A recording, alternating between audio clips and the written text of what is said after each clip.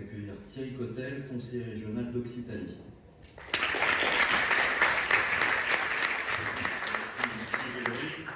Bien, mes chers amis, donc il me revient d'ouvrir cette université de la gauche républicaine au nom des composantes de la Fédération de la gauche républicaine, composée de la gauche républicaine socialiste, du UKL, effectivement, mais pas que, du mouvement républicain et citoyen, de l'engagement, de la nouvelle gauche socialiste et des radicaux de gauche qui sont aussi parmi nous dans cette fédération.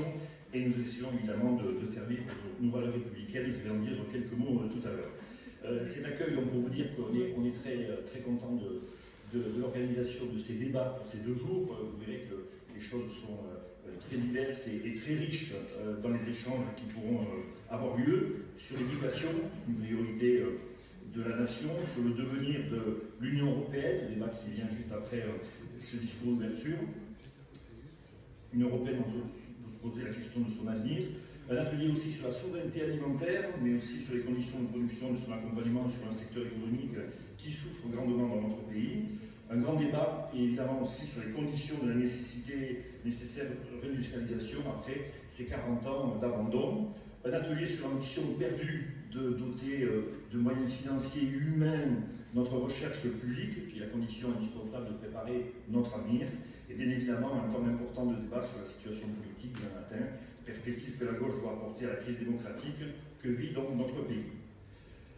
Car en fait, après cette forte mobilisation contre la réforme des retraites, Emmanuel Macron reste sourd à la situation dramatique que vivent une majorité de Français, dont parmi eux plus de 9 millions vivent sous le seuil de pauvreté, avec 5 millions de chômeurs frappés par l'inflation.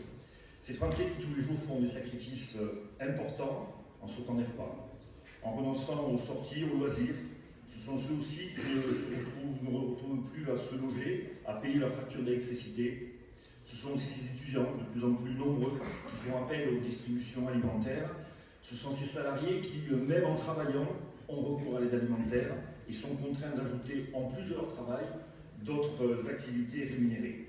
Ces situations ne sont pas nouvelles, elles sont symptomatiques d'un déclassement général, d'une logique d'un chômage de masse que nous connaissons depuis très longtemps, qui a amené une précarisation générale, qui fait que d'avoir un travail en 2023, aujourd'hui, ne permet plus de vivre dans des conditions décentes.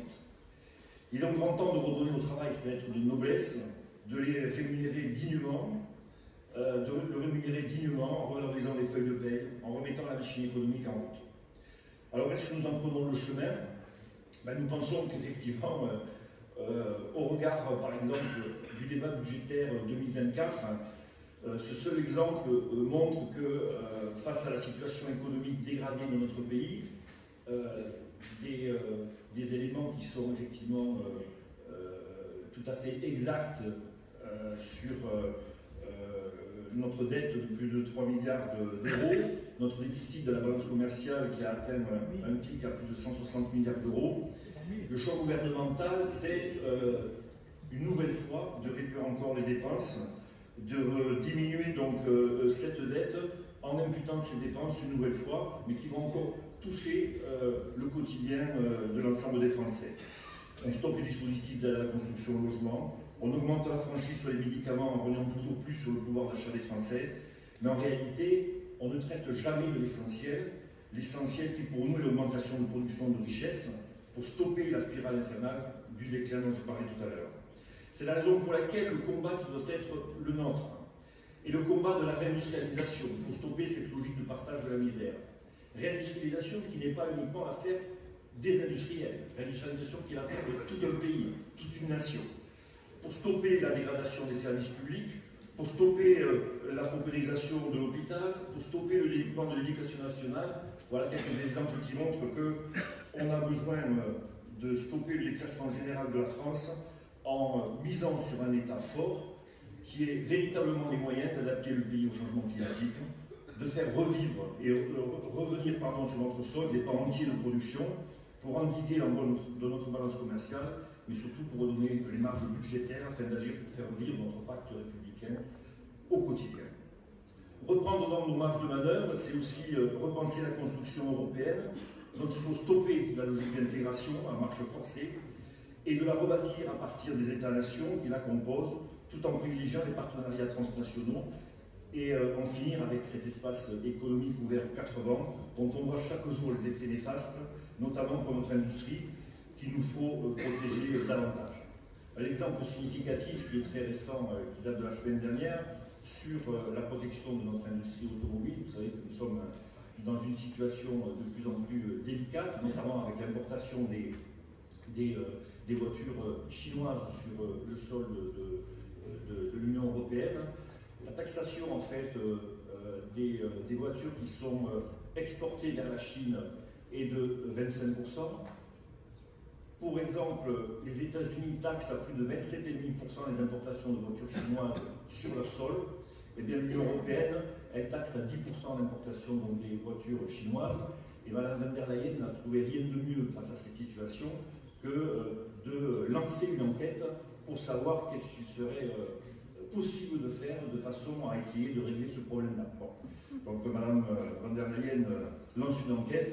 J'avais envie de lui dire, il suffit de remonter en fait à 20%, c'est-à-dire avoir juste une réciprocité par rapport à ce problème-là, et on arrive en réalité à régler le problème. Si je parle de cet exemple-là, c'est bien l'exemple qui montre comment l'Europe est tétanisée par rapport à une décision qui peut aller à l'encontre d'ailleurs des intérêts différents des pays, puisque l'Allemagne pousse évidemment à ne pas froisser les Chinois sur cette mesure-là de façon à éviter les rétorsions par rapport à leur propre intérêt qui est d'exporter des voitures allemandes en Chine, même s'ils en produisent directement sur leur sol. C'est un exemple que l'on pourrait aussi lier à ce qui se passe au niveau de l'énergie, puisque depuis plus d'un an et demi, plus d'un an, au moins un an, nous sommes dans une situation où nous ne sortons pas du marché électrique, et on sent bien que là, il y a aussi des intérêts divergents entre l'Allemagne et la France qui font que nous nous empêchons de dégager les marges de manœuvre, notamment pour la nécessaire industrialisation.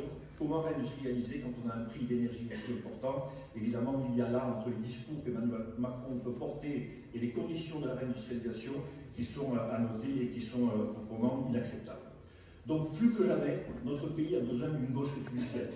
Une gauche républicaine qui sache évidemment parler de justice sociale, qui sache parler et faire vivre les valeurs de notre République, liberté, égalité, fraternité. Et quand on dit ça, ce sont des valeurs qu'il faut faire vivre de manière concomitante. Il n'y en a pas une plus importante que l'autre. Ce sont les trois ensemble que nous devons faire vivre au quotidien.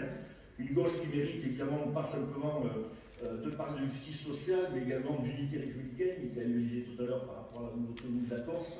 Une gauche capable de parler de sécurité, qui ne stigmatise pas évidemment la police. La police, elle ne tue pas, la police, elle protège. Et il est nécessaire, bien évidemment, de l'assumer. Une gauche républicaine aussi qui parle de laïcité et pas à géométrie variable. Une gauche qui aussi sait parler d'immigration, de parler de la question de l'immigration et donc particulièrement de l'intégration. Bref, une gauche capable de pouvoir rebâtir un logiciel qui soit cohérent, qui soit celui des années 2020, dans un monde qui a profondément changé, une gauche républicaine dont nous pensons qu'il est nécessaire évidemment non seulement de mettre en avant ses valeurs, mais également aussi de participer à une nécessaire recomposition de l'ensemble de la gauche de façon à redonner un histoire à notre pays. Je vous souhaite à tous et à toutes de bons débats pour ces 2 journées, et je pense qu'il y aura matière évidemment à construire cette unité, en tout cas ce que nous voudrons en faire dans les années à venir pour notre pays. Merci.